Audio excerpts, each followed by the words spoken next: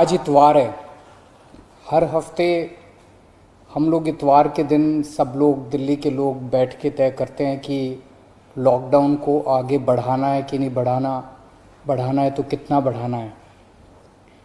अभी जो मौजूदा लॉकडाउन है वो कल सुबह 5 बजे ख़त्म हो रहा है। आज फिर से हम सब दिल्ली के लोगों को तय करना है कि लॉकडाउन बढ़ना चाहिए या नहीं बढ़ना चाहिए, अनलॉक होना चाहिए नहीं होना चाहिए। हम सब लोगों को मिलकर ये तय करना है।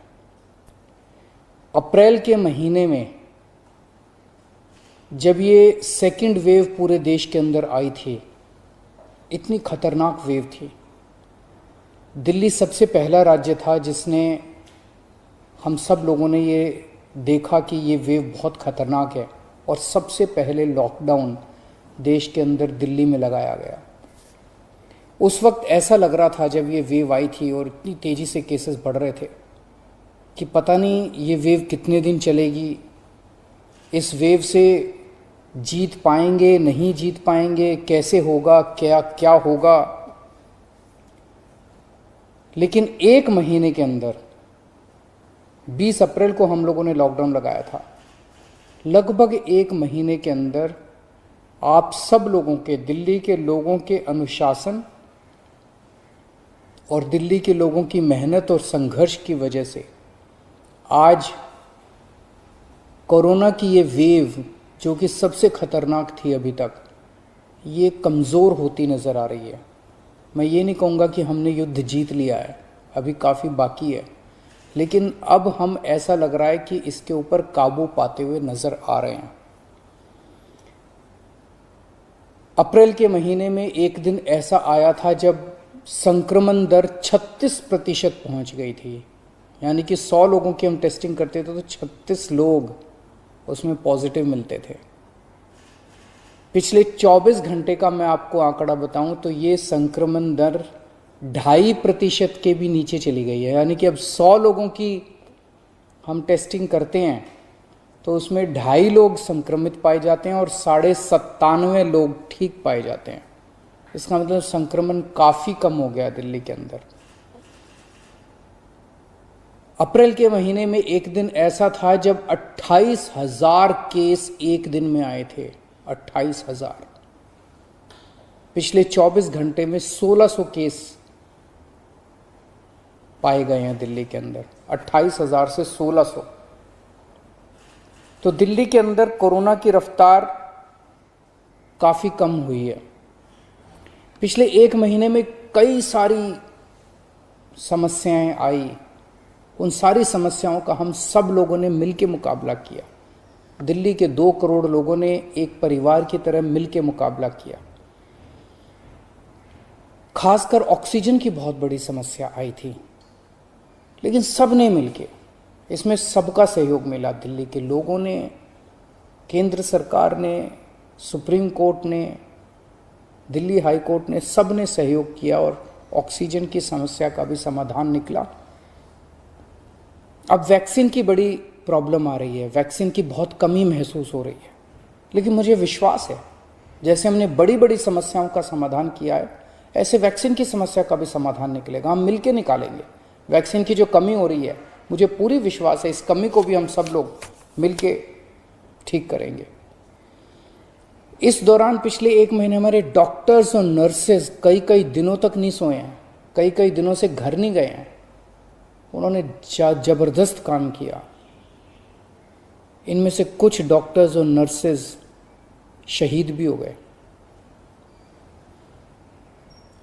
उनकी शहादत को मैं पूरे दिल्ली के सभी लोगों की तरफ से सलाम करता हूँ।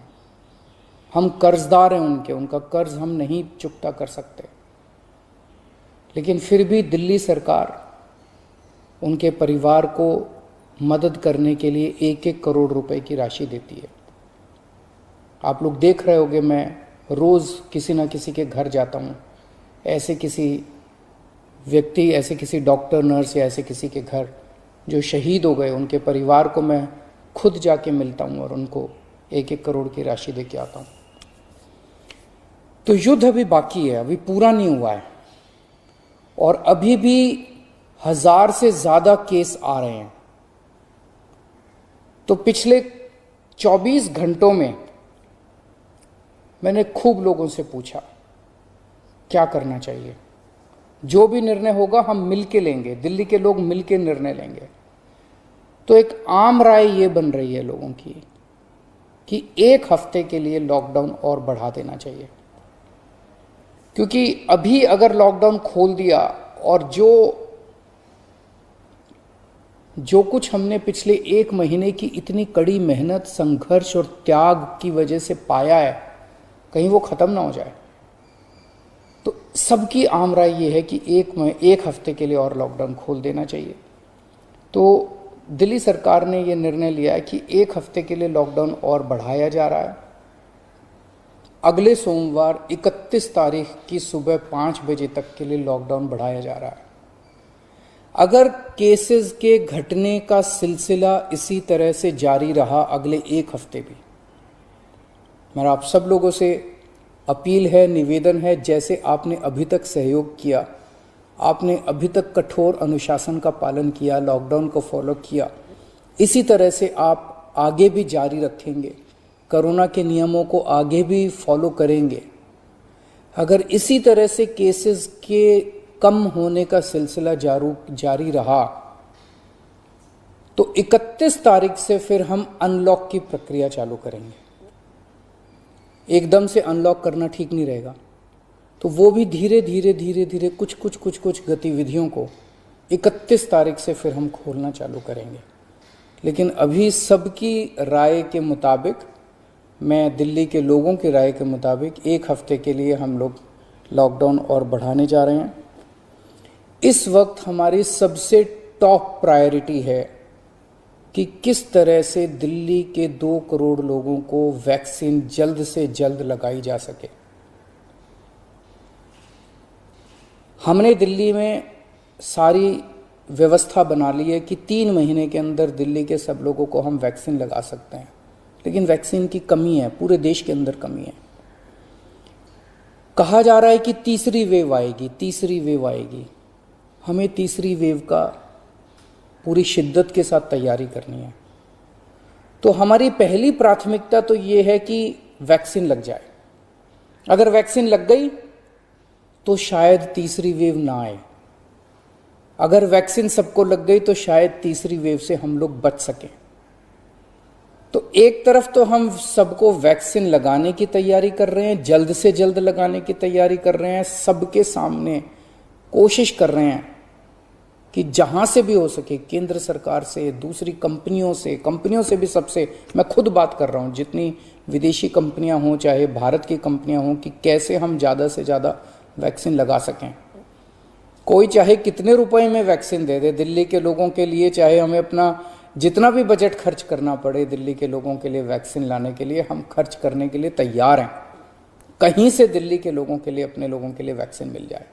तो एक तरफ हमारी ये तैयारी चल रही है और दूसरी तरफ खुदा ना खास्ता तीसरी वेव आती है तो हम उसकी सारी तैयारियां कर रहे हैं। कितने बेड जरूरत पड़ेगी, कितने और आईसीयू बनाने की ज़रूरत है, कितनी और ऑक्सीजन की ज़रूरत है, ऑक्सीजन टैंकर खरीदने की ज़रूरत है, ऑक्सीजन के स्टोरेज टैंक बनाने की ज़रूरत है।